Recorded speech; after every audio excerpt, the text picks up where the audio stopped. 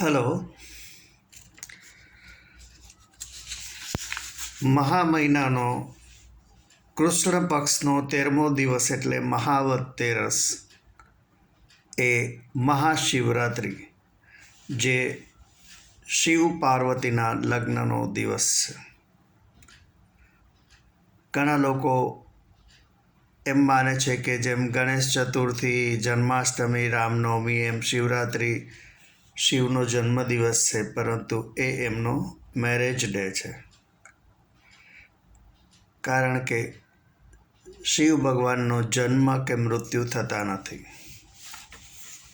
એમને કોઈ એજિંગ થતું નથી. તો આજે આપણે થોડી શિવજીની વાતો કરીએ. માર્કંડ ઋષિ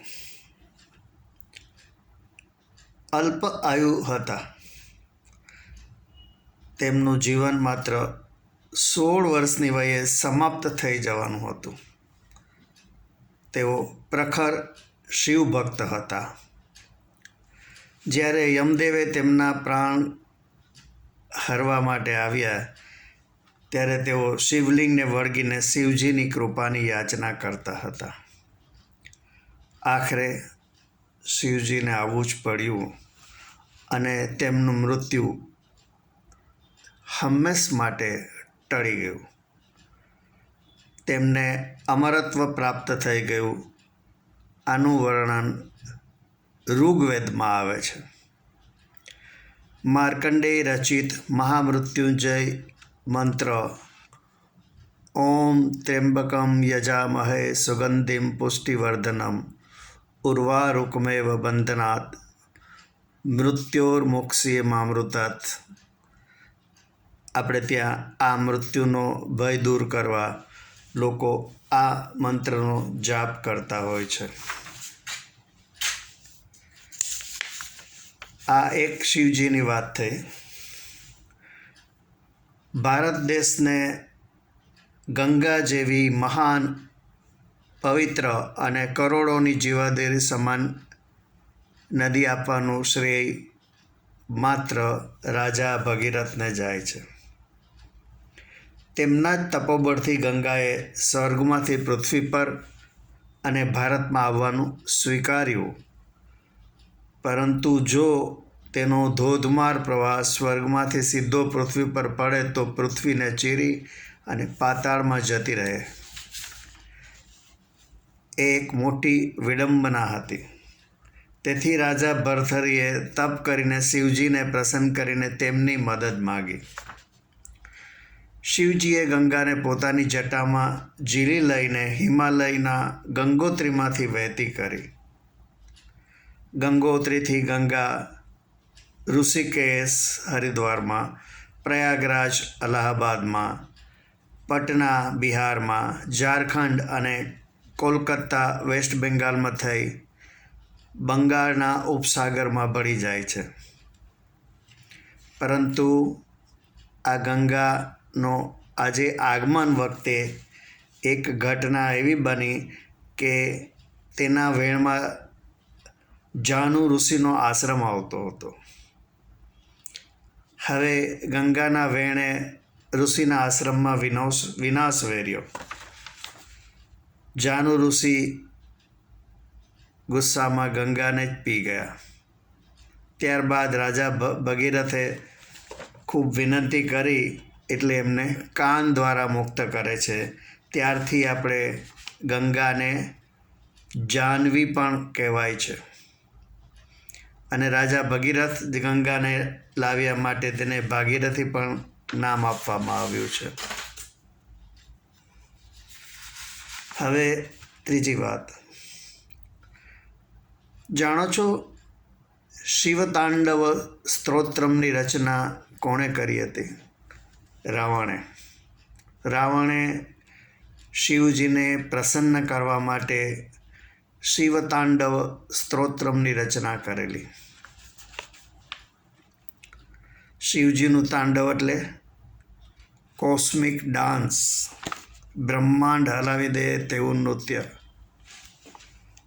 આપણા ઘર નજીક કોઈ ગ્રુપ ડીજે વગાડતા નીકળે છે ત્યારે આપણે વાઇબ્રેશન્સ અનુભવીએ છીએ, પરંતુ જ્યારે શિવજી તાંડવ નૃત્ય કરે ત્યારે આખું બ્રહ્માંડ હલવા માંડે છે. અમૃતની પ્રાપ્તિ કરવા દેવો અને દૈત્યોએ મળી સમુદ્ર મંથન કરેલું. તેમાં જ્યારે હળાહળ વિષ નીકળ્યું ત્યારે સૌ ખૂબ જ ભયભીત થઈ ગયેલા, ખૂબ જ ચિંતામાં મુકાઈ ગયેલા. ત્યારે શિવજીએ એ હળાહળ વિષ પીને સૌને ચિંતામુક્ત કરેલા. આવું હળાહળ વિષ ગળામાં જતાં તેમનું ગળું લીલું થઈ ગયું, જેને કારણે શિવજીને આપણે નીલકંઠ પણ કહીએ છીએ. પરંતુ આવું હળાહળ વિષ પીધા પછી તેને પચાવવા શિવજીએ તાંડવ કરેલ. બ્રહ્માના પુત્ર દક્ષ અને તેમની પત્ની પ્રસૂતિની એક પુત્રી હતી સતી. તે શિવજીના પ્રેમમાં પડી હતી, પરંતુ દક્ષ શિવજીને ધિક્કારતા હતા. દક્ષને ટુકડા વસ્ત્રોમાં ગળામાં નાગ લટકાવી કૈલાસ પર્વત પર એક પથ્થરની શિલા પર બેસીને ધ્યાન ધરતા શિવ અને જેમની આસપાસ ભૂત પિશાચ રાક્ષસો રહેતા હોય તેવા શિવને પોતાની પુત્રી માટે જરા પણ લાયક ગણતા નહોતા. દક્ષે સતીનો સ્વયંવર રાખ્યો, જેમાં શિવજીને આમંત્રણ અપાયું નહોતું. ઉપરાંત શિવજીને અપમાનિત કરવા દક્ષે પ્રવેશદ્વાર પર શિવજીનું પૂતળું એક દરવાન માફક રાખેલું. સતી જ્યારે હાર લઈને પ્રવેશે છે ત્યારે તે હાર કોઈના ગળામાં પહેરાવાને બદલે હવામાં ફેંકે છે, અને એ ફેંકાયેલો હાર શિવજીના પૂતળામાં ને પહેરાઈ જાય છે, અને ત્યાં એકાએક પૂતળામાંથી શિવ પ્રગટ થાય છે. આમ દક્ષે ઘણો અણગમો હોવા છતાં શિવજીને જમાઈ બનાવવા પડ્યા. હવે હિમાચ્છાદિત કૈલાસ પર્વત પર જ્યાં શિવજી બિરાજતા હતા ત્યાં વરઘોડા માટે ઘોડો તો ક્યાંથી મળે, પરંતુ શિવજી પાસે પોતાનું વાહન હતું નંદી. તેઓ લગ્ન કરવા નંદી પર સવાર થઈ જાન લઈને આવ્યા. જાનૈયાઓમાં રાક્ષસો, ભૂતો, પિશાચ, જંગલી પ્રાણીઓ વગેરે હતા. માતા પ્રસૂતા જ્યારે જાનને આવકારવા આવ્યા ત્યારે ડઘાઈ ગયા. શિવજીને જ્યારે કહેવામાં આવ્યું કે જેણે આટલી સુંદર પુત્રીનું કન્યાદાન તમને કરવાનું છે તે સાસુજીને તમે પણ તમને અતિ પ્રિય હોય એવી કોઈ વસ્તુ ભેટમાં આપો.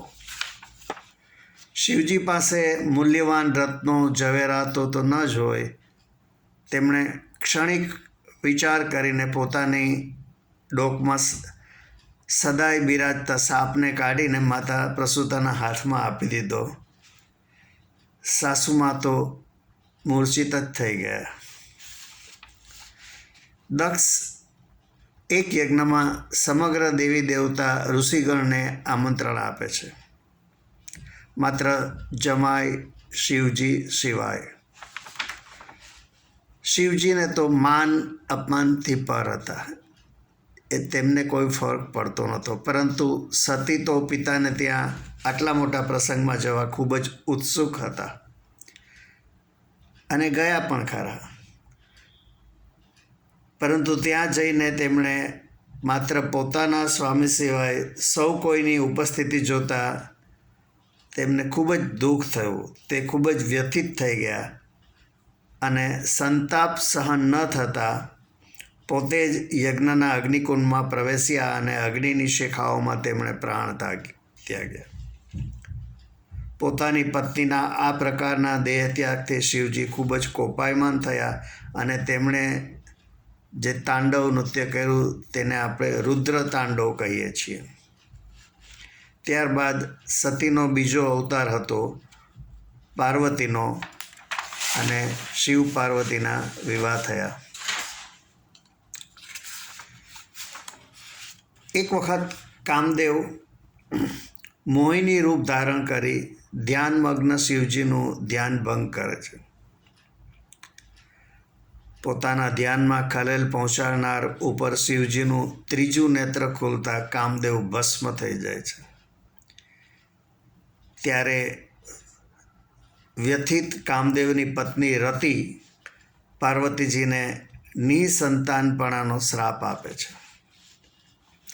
ઘણી વખત અસુરો જે શિવ ભક્ત હતા તેઓ પ્રબળ તપ કરી શિવજીને પ્રસન્ન કરી ગમે તેવા વરદાન માંગી લેતા અને ભોલેનાથ મહાદેવ આપી પણ દેતા. ત્યારબાદ દેવતાઓ તેમને પરાસ્ત કરી શકતા નહોતા અને ઘણી વિડંબણાઓ પેદા થતી હતી.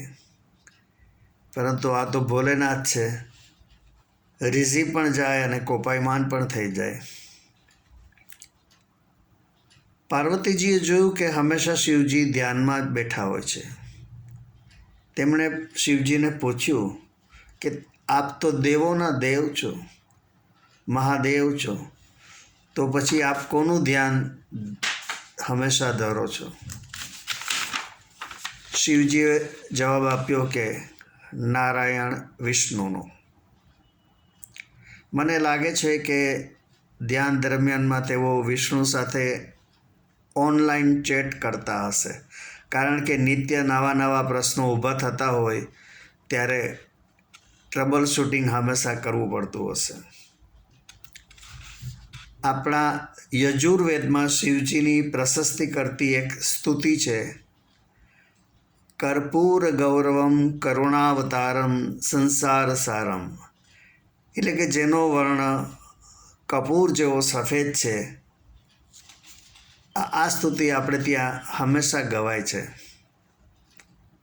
આપને જો મારી આ શિવકથા ગમી હોય તો લાઈક કરી આપના ગ્રુપમાં શેર કરજો અને મારી ચેનલને સબસ્ક્રાઈબ કરજો. ઓમ નમઃ શિવાય.